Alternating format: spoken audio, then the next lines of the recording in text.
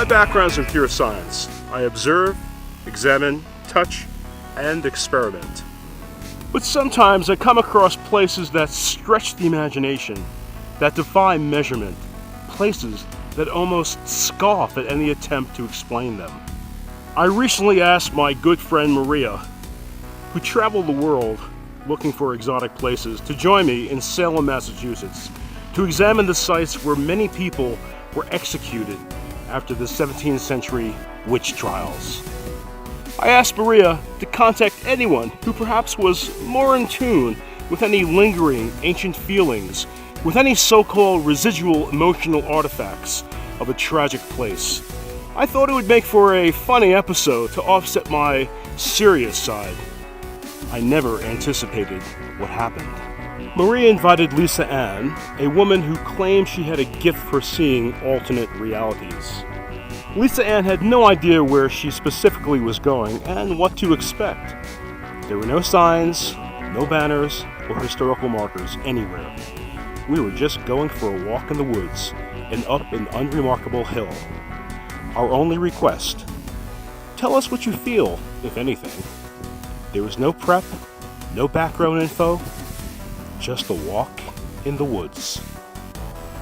We're on location and we're about to go in. Lisa knows nothing of these sites. She's gonna go in ahead of us and we're gonna record her first impressions.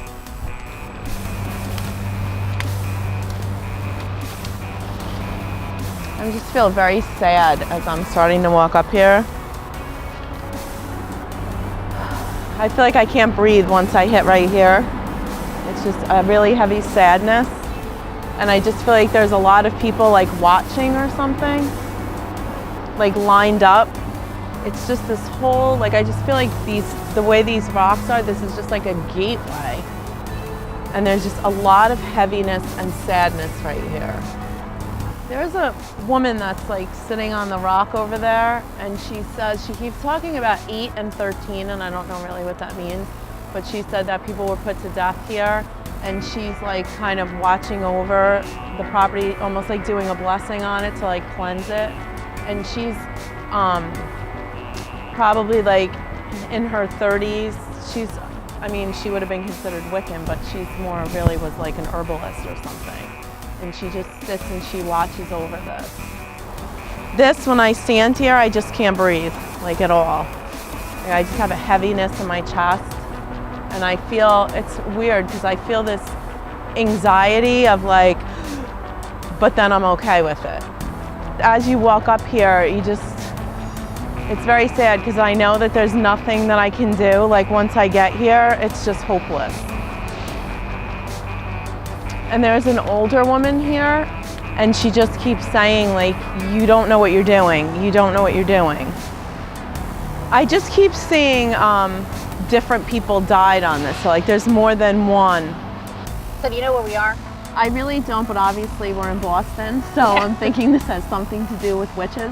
Yeah, we're just north of there. We're actually in Danvers now, and this is Witch Rock. Oh. And so what you were picking up on was actually pretty interesting. And we are on the land of what used to belong to John Proctor, and he was the first man who was accused of witchcraft back around the time of the witch trials. And this is a very interesting place because these rocks, at the right time of day, at the right time of light, people say that there could be symbols seen on these rocks. And those symbols can be dated back to the time of the witch trials. But the curious thing is there's lots of mystery around John Proctor and what he did and who he was and why was he wandering out in dark in the middle of the night.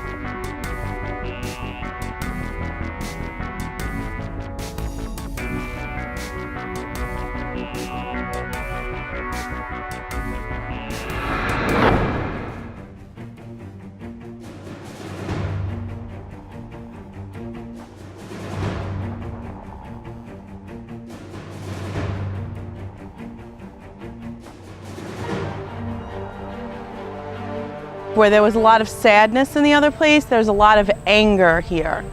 I feel very, very angry. And I keep hearing like people crying, and there's a woman crying and she's just saying like, this is not gonna change anything. It's not gonna change anything. The sad thing is I keep seeing children, like smaller children. There's like a little girl over there. And I feel like they're brought here to watch punishment so that they don't act bad or they don't act out. It's like a lesson, like I'm gonna teach you a lesson. And there's like a little girl who's maybe 5 years old that's there just crying. And I feel a lot of energy right here. Like as I'm walking around, there's just sadness, sadness, sadness. But right in the spot, it's almost like you feel this, I don't know, I know it sounds crazy, but like this vibration through your body or something if you just stand right here. You know what's really interesting? The place that we were at before, there was such a heaviness, sadness, and a sense of like this is all because of fear. Yeah. This has a completely different energy. Right. There is such an anger here, and I want to use the word like disgust. Like I'm just disgusted. At the end of the trials, the accused were brought here in carts, large carts. They were thrown in them with their hands bound.